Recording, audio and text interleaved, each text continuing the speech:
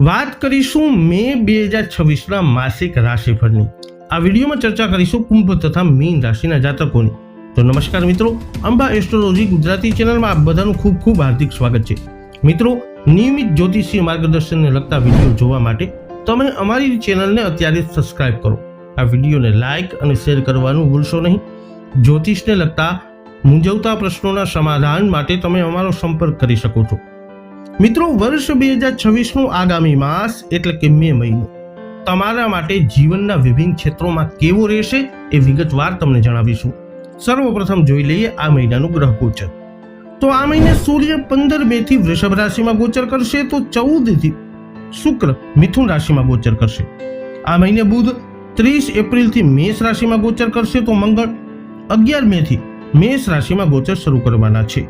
તો આ પ્રમાણેનું ગ્રહ ગોચર તમારા માટે કેવું રહેશે જીવનના વિભિન્ન ક્ષેત્રોમાં મે 2026માં વૈદિક જ્યોતિષ શાસ્ત્ર અનુસાર તમને કેવા ફળ મળવાના છે, આવો વિગતવાર જાણી લઈએ। શરૂઆત કરીશું આપણા વિડીયોમાં જેમના નામના અક્ષરો હોય છે ગ, શ, શ, શ, કુંભ રાશિના જાતકોથી। શરૂઆત કરીએ તમારા આરોગ્યથી। આ મહિને ગ્રહો અનુકૂળ મૂળમાં છે અને તમને સારા સ્વાસ્થ્યનો આશીર્વાદ આપશે। જો કે તમારે વધુ પડતું કામ ન કરવાની કાળજી લેવાની જરૂરત છે। આ વાતને સ્પષ્ટપણે સમજવી અને તેનું પાલન કરવું જોઈએ, કારણ કે આમ ન કરવાથી તમે ભયંકર પરિણામો માટે સંપૂર્ણપણે જવાબદાર રહેશો। તેથી તમારે તમારી પ્રવૃત્તિઓ માટે એક નવું સમયપત્રક બનાવવાની જરૂર છે, જે તમારા શરીર ઉપર બિનજરૂરી તાણને ન આવવા દે। તમારે આખા મહિના દરમિયાન એક સરખું જ સમયપત્રક અનુસરવું જોઈએ। સંધિવા જેવી ક્રોનિક બીમારીઓથી પીડાવાની શક્યતાઓ નોંધપાત્ર રીતે ઓછી થઈ જશે। હકીકતમાં વધુ પડતો પરિશ્રમ ટાળવા સિવાય તમારો આગળનો મહિનો ફાયદાકારક રહેશે। વાત કરીએ કુંભ રાશિના જાતકોની નાણાકીય સ્થિતિ વિશે। આ મહિને ગ્રહો તમારા માટે અનુકૂળ સ્થિતિમાં નથી અને તેથી તમારી નાણાકીય સંભાવનાઓ ખાસ ઉજ્જવળ નથી। તમારામાંથી મોટાભાગના લોકોમાં તમારા સામાન્ય આત્મવિશ્વાસનો અભાવ આવશે, જે પહેલ કરવાની તમારી ક્ષમતા પર પ્રતિકૂળ અસર કરશે। આનાથી ચોક્કસ સ્થિરતા આવશે અને આગળની વૃદ્ધિ અટકી જશે। રોકાણ અને નવા સાહસો શરૂ કરવા માટે પણ વાતાવરણ અનુકૂળ રહેશે નહીં। તેથી આવી કોઈ પણ યોજનાઓને પછીના વધુ અનુકૂળ સમયગાળા સુધી મુલતવી રાખી લેવી જોઈએ। લેખકો, કવિઓ અને સમાન ક્ષમતાના અન્ય લોકો માટે ટૂંકા ગાળાની જોગવાઈઓ કરવી વધુ સારું રહેશે, કારણ કે આવી દૂરંદેશી આવતા મહિને ખૂબ જ મદદરૂપ સાબિત થઈ શકે છે। વાત કરીએ કારકિર્દીની, તો આ મહિનો તમારા વ્યાવસાયિક જીવનમાં સુધારા માટે સારો નથી। તમે ઘણી મુસાફરી કરશો, પરંતુ તે યાત્રાઓ મોટા ભાગે નિરર્થક સાબિત થઈ શકે છે। જો કે પશ્ચિમ દિશાની યાત્રા કેટલાક ફાયદા લાવી શકે છે। તમારે તમારા સાથીદારો સાથે ગંભીર તકરારમાં પડવાનું ટાળવું જોઈએ। પછી ભલે તે વ્યવસાયમાં હોય કે નોકરી પર, ધીરજ રાખો અને મુશ્કેલી ભર્યા ક્ષેત્રોમાં તમારા માર્ગને શોધખોળ કરો। કામ પ્રત્યેના તમારા સાહસિક અભિગમમાં જોખમનું એક સહજ તત્વ હોઈ શકે છે। આ એક બીજું ક્ષેત્ર છે જેમાં કેટલાક નિવારણ પગલાં લેવાની જરૂરત છે। તમે સખત મહેનત કરશો, પરંતુ આના પરિણામે તમારા આયોજિત ઉદ્દેશો પ્રાપ્ત કરવામાં નિષ્ફળતા મળી શકે છે, કારણ કે પરિસ્થિતિઓ અનુકૂળ નથી, માટે ધીરજ રાખો। વાત કરીએ કુંભ રાશિના વિદ્યાર્થીઓની। આ મહિનો તમારા શૈક્ષણિક ભાવિ માટે ખૂબ જ ફાયદાકારક રહેશે, કારણ કે ગ્રહો અનુકૂળ દેખાય છે।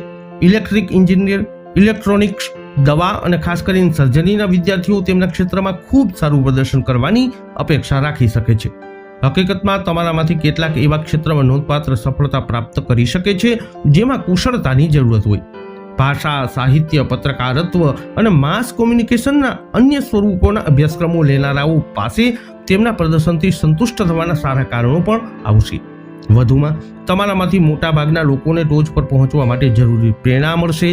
આ ખાસ કરીને સ્પર્ધાત્મક પરીક્ષાઓ આપનારાઓ માટે ફાયદાકારક રહેશે। વાત કરીએ પારિવારિક જીવનની। આવનારો મહિનો તમારા પરિવાર માટે ખૂબ જ શુભ રહેશે, કારણ કે ગ્રહો અનુકૂળ છે। તમારામાંથી કેટલાકને તમારા ભાઈઓ તરફથી નોંધપાત્ર લાભ મળશે। હકીકતમાં આ મહિનાનો સૌથી મહત્વપૂર્ણ લાભ સાબિત થઈ શકે છે। નાણાકીય રીતે તમે ઘણું સારું કરવાની અપેક્ષા રાખી શકો છો। એકંદરે પરિવારની આવકમાં વધારો થવાની ખાતરી છે। એનાથી તમે બધા ખૂબ જ આરામદાયક સ્થિતિમાં આવશો। કૌટુંબિક વાતાવરણ સુખદ અને સુમેળભર્યું રહેશે। પરિવારના સભ્યોમાં સુમેળ વધશે। પરિવારના વડીલો તમારા વર્તનથી ખુશ થશે, તેમના નિષ્ઠાવાન આશીર્વાદ પર તમને આપશે। અંતમાં વાત કરીએ જેમના નામના અક્ષરો હોય છે દ, ચ, ઝ, થ, મીન રાશિની। શરૂઆત કરીએ આરોગ્યથી।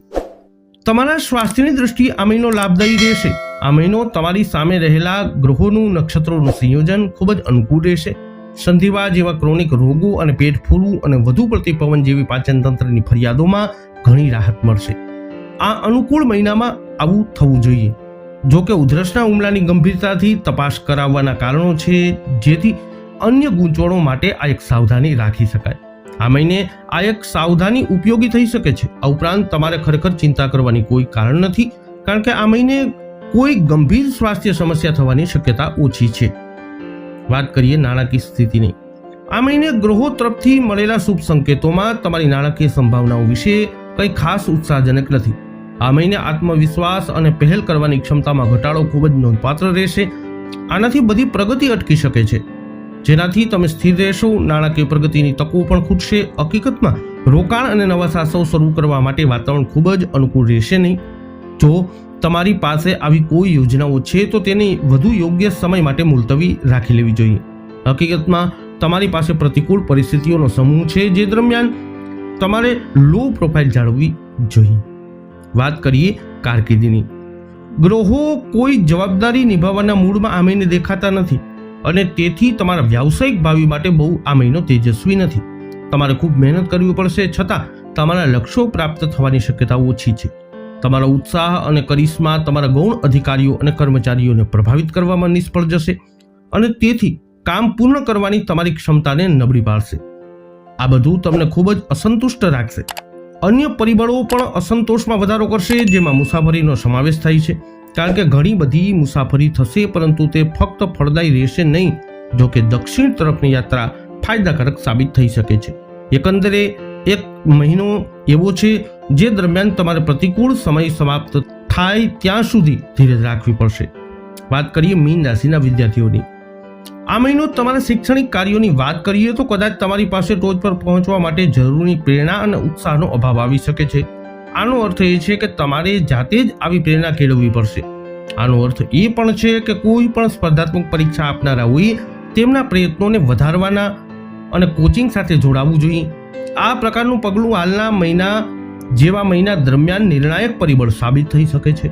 કલા અને વિજ્ઞાન બંનેના વિદ્યાર્થીઓ તેમના સામાન્ય ક્રમ જાળવી રાખવા માટે ઘણી મહેનત કરવી પડશે, પરંતુ તેમણે તેમના પ્રયત્નોમાં અડગ રહેવું અને હાર ન માનવી જોઈએ.